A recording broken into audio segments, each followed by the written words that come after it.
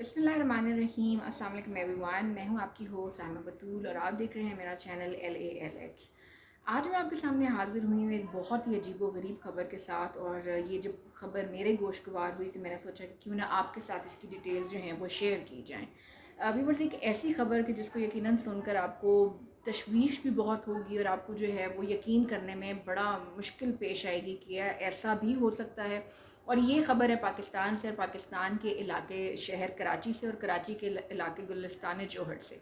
आपने अब तक ये तो सुना होगा कि किसी के घर में डकैती हो गई, या चलते हुए किसी को जो है वो गन पॉइंट पे लूट लिया गया, या किसी स्टोर के अंदर चोरी हो गई, किसी ज्वेलरी शॉप के अंदर चोरी हो गई। क्योंकि आपको पता है कि इस तरीके के डकैत और इस तरीके के जो चोर हैं, इन्होंने ही अपना पेशा बनाया हुआ है आवाम को लूटना और उसके ज़रिए पैसा कमाना और अपने जो है वो मामलात ज़िंदगी चलाना। चलें, यहाँ तक तो बात जो है वो समझ में आती है। लेकिन क्या कभी आपने ऐसा सोचा है, या आपके वहमो गुमान में भी कभी ऐसी कोई बात आई होगी कि कुछ ऐसे इदारे, कुछ ऐसे इंस्टीट्यूशंस कि जिनको आप सबसे सेफ़ तरीन समझते हैं, जिनको आप सबसे महफूज तरीन समझते हैं, और जिनके हाथों आपने अपनी ज़िंदगी की तमाम तर जमा पूंजी सौंप दी है, वो इदारे ही आपको जो है वो इस किस्म का चूना लगा देंगे कि आप अपनी जो है वो सर पकड़ के बैठ जाएंगे कि आपके साथ ये हो क्या गया। जी हाँ, ऐसा ही कुछ हुआ है। और मैं जिस इदारे की बात कर रही हूँ वो है एक बैंक, और वो बैंक है कराची का बैंक। और कराची के इलाके गुलिस्तान जौहर के अंदर एक निजी बैंक है, जिसके अमले ने मैनेजर समेत मिलकर एक ऐसा खेल खेला और एक ऐसा कारनामा दिखा दिया है कि मेरा ख्याल है जहाँ जहाँ तक भी ये खबर पहुँचेगी और जो जो भी इसको सोचेगा और सुनेगा, वो एक तरह से उसकी अकल जो है ना वो दंग रह जाएगी कि ये हुआ क्या। तो जी बताती हूँ आपको कि डिटेल्स के हुआ क्या है। अभी बस आपको पता है कि जब भी हमने कर्ज़ा लेना होता है, या जब भी लोग कर्ज़ा बैंकों से लेते हैं, तो वो उस कर्ज़े के एवज़ जो वो बैंक से ले रहे हैं वो अपनी ज़िंदगी भर की जमा पूंजी रखवाते हैं बैंक के पास एज एन सिक्योरिटी डिपॉजिट, और उसके ऊपर वो कर्ज़ा लेते हैं। और इस सिक्योरिटी डिपॉजिट के अंदर जो है वो समटाइम्स लोग अपने जो है वो ज़ेवरात, जो उनकी ज़िंदगी भर की जमा पूंजी से उन्होंने बनाए होते हैं, उन ज़ेवरात को भी एज एन सिक्योरिटी के तौर पर बैंक में डिपॉजिट करवाते हैं और उसके ऊपर कर्ज़ा लेते हैं। अब ये जो कर्ज़े हैं ये 5-5 साल के होते हैं, ये 2-2 साल के होते हैं, ये किस्तों के अंदर अदा होने होते हैं, ये फौरी तौर पर अदा होते भी नहीं हैं।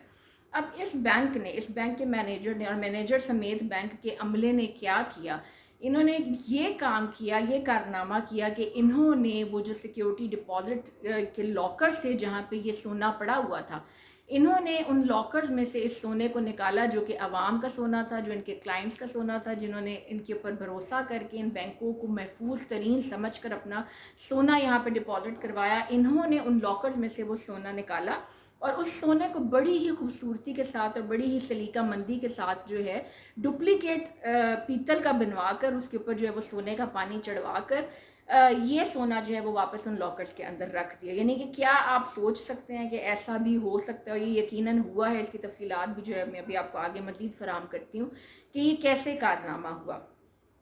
अच्छा, अब इसके अंदर हुआ क्या? इन्होंने ये काम तो कर दिया। अब नॉर्मली अब आप बात करेंगे कि सीसीटीवी फुटेज जो है वो कहाँ पर है।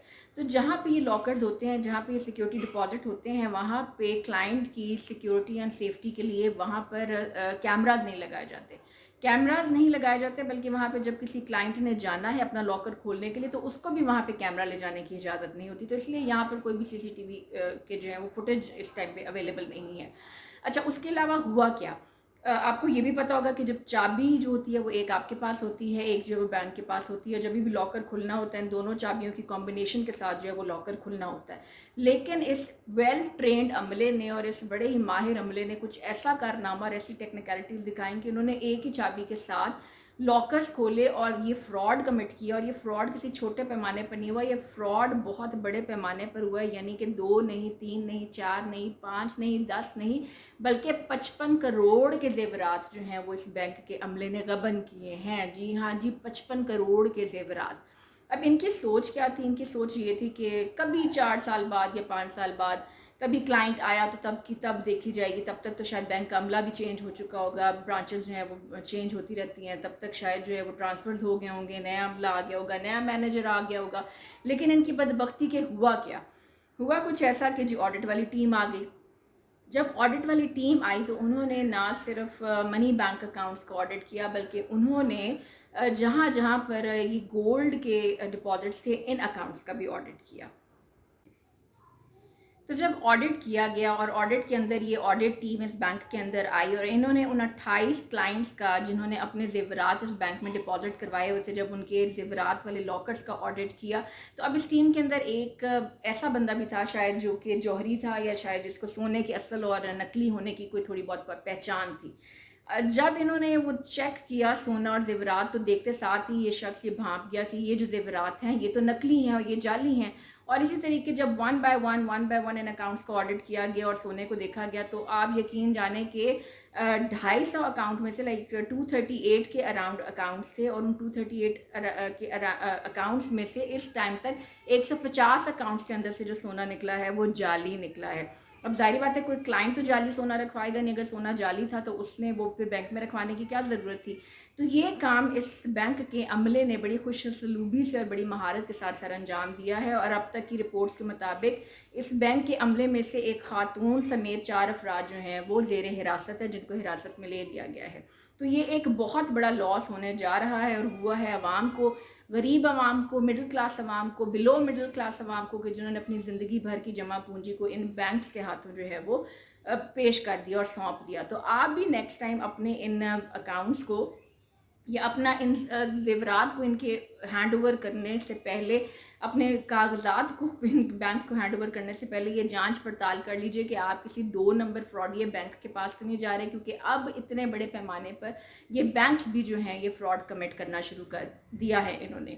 اور اس میں سب سے زیادہ جو تشویشناک بات ہے اور تشویشناک صورتحال، پریشان ہونے کی جو صورتحال ہے، یہ ان لوگوں کے لیے ہے کہ جو اوورسیز پاکستانی ہے، کیونکہ یہ لوگ جو باہر کے ملکوں میں رہتے ہیں انہوں نے لمبے عرصے تک جو ہے اپنے سیکیورٹی ڈپازٹ اور اپنے سونے اور اپنے بینک اپنے جو پراپرٹی کے پیپرز ہیں وہ ان بینکس کو دیے ہوئے ہوتے ہیں۔ تو اس خبر کے ساتھ کہ بڑی ایک حیران کن خبر ہے، آپ بھی کامنٹ میں بتائیے کہ آپ اس بارے میں کیا سوچتے ہیں، اور کبھی آپ کے ساتھ ایسا کوئی واقعہ پیش آیا؟ یقیناً بہت سے لوگوں کے ساتھ ایسے واقعات جو پیش آئے ہوں گے، لیکن یہ پاکستان کی ہسٹری میں فرسٹ ٹائم اتنے بڑے پیمانے کے اوپر ایک بینک فراڈ ہو گیا ہے جو کہ ایک نجی بینک نے کیا ہے۔ سو آپ ضرور اس بارے میں اپنی رائے شیئر کیجیے گا۔ میں ابھی سائن آف کرتی ہوں اپنے چینل سے۔ Till my next video, please subscribe to my channel and share my videos with your loved ones. Thank you very much for your time, take care, اللہ حافظ۔